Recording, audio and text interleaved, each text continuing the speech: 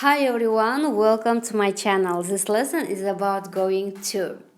Сәлем баршаңызға, каналымызға қош келдіңіздер. Бүгін біз сіздермен going to формуласына қойып, сөйлем құрау туралы танысамыз. Каналымызға жазылып, видеоны соңына дейін қарауларыңызды сұраймын.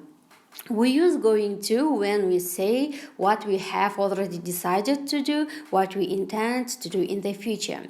Яғни going to формуласын біз келешекте болатын іс-әрекетті білдіру үшін қолданамыз. Анығын айтқанда, алдын ала жоспарланған, ұйымдастырылып қойған іс-әрекетті айтуымыз үшін going to формуласына қойып сөйлем құрай аламыз. Мысал үшін, Anna is going to the dentist on Friday. Анна жұма күні тіс дәрігеріне барайын деп жатыр.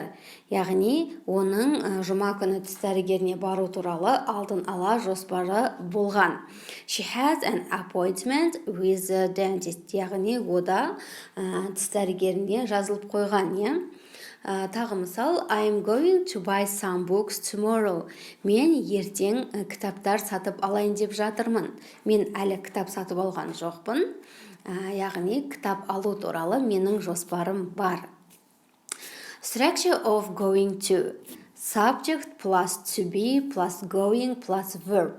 Ал енді осының жасалу формуласына келетін болсақ, бастауыштан кейін to be көмек жетістігі қолданылады. Яғни am is a, going to, одан кейін барып етістікті қою арқылы біз сөйлем құрай аламыз. Мысал үшін, I am going to buy a new bag tomorrow. Мен ертең жаңа сөмке сатып алайын деп жатырмын. I бізде subject, am to be, going to, buy бізде етістік. To be көмек жетістіктерін біз білеміз. Am is a, am'ді біз тек қана I-да қолданамыз. He, she, it деген is көмек жетістігі келеді. Және де көпше түрде a көмек жетістігі you, we, they затесімдерінен кейін қолданамыз. Мысал үшін, I am going to learn English this year. Мен осы жылы ағылшын тілін үйренейін деп жатырмын. Әлі үйренген жоқпын, бірақ үйрену менің жоспарымда бар. You are going to travel around the world. Сен әлемді саяхаттайын деп жатырсың, яғни оның жоспарында бар. Ал енді болымсыз сөйлем құрамыз үшін біз to be көмек жетістігінен кейін жай ғана not сөзін қоямыз. I am not going to read this book. Мен мұна кітапты оқиын деп жатқан жоқпын. You are not going to buy a new bag. Сен жаңа сөмке сатып алайын деп жатқан жоқсың. Ал енді сұраулы сөйлем құрамыз үшін біз to be көмек жетістіктерін бастауыштың алдына шығарамыз. Яғни, Are you going to cook a meal? Сен тамақ пісірейін деп жатырсың ба? Is he going to watch the news? Ол жаңалықтар көрейін деп жатыр ма? Яғни, алдын ала ұйымдастырылған, жоспарланған іс-әрекетті айтатын кезде қолданамыз. There is a film on television tonight. Are you going to watch it? No, I am so tired. I am going to have an early night. Кешке теледидардан кино болады. Сен оны көрейін деп жатырсың ба?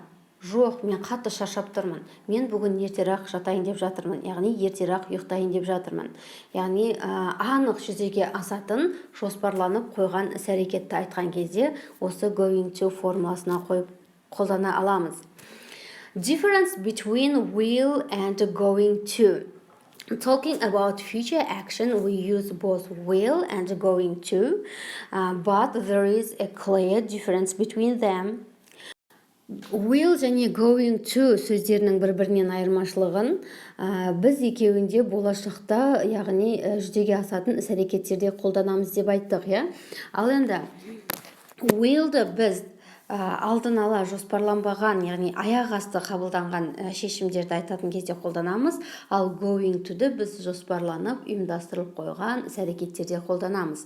Мысал үшін, I will learn English. I am going to learn English. Мен ағылшын тілін үйренемін, яғни will үйренемін, алдын ала жоспарланбаған. Ал I am going to learn English. Мен ағылшын тілін үйренейін деп жатырмын, яғни үйрену менің жоспарымда бар. Ал енді мына бір мысалға назар аударатын болсақ, осы мысалдан кейін сіздер точно will мен going to-ды шатастырып алмайсыздар. Мысал үшін, Helen's bicycle has a flat tire. She tells her father, My bicycle has a flat tire. Can you repair it for me?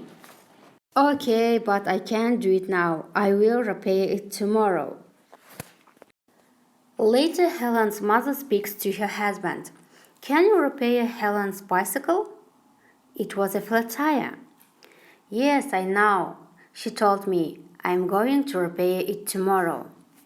Яғни, Хеленнің велосипедінің дөңгелегі жарылып қалады. Ол әкесіне келіп, менің велосипедімнің дөңгелегі жарылып қалды, сен оны мен үшін жөндеп бере аласың ба дейді.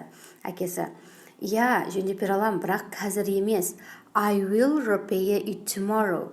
Мен саған оны ертең жөндеп берейін.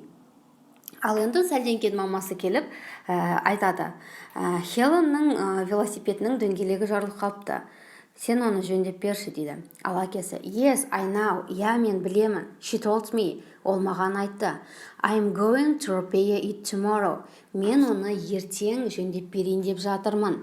Яғни, біріншісінде әкесі білген жоқ. Я, мен оны ертең саған жөндеп бере саламын деп айта салды. Ал екінші сөйлемде әкесі ол велосипедтің бұзылғанын білдіп, оны мен ертең жөндеп берейін деп жатырмын деп жоспарланған іс-әрекетін анасына айтып отыр. Достар, осымен біздің going to және will going to-дің арасындағы айырмашылық сабағымыз аяқталды. Сіздерге тақырып толық түсінікті болды деп ойлаймын. Видеоны соңына дейін қарағандарыңыз үшін рахмет. Каналымызға жазылуды ұмытпаңыздар.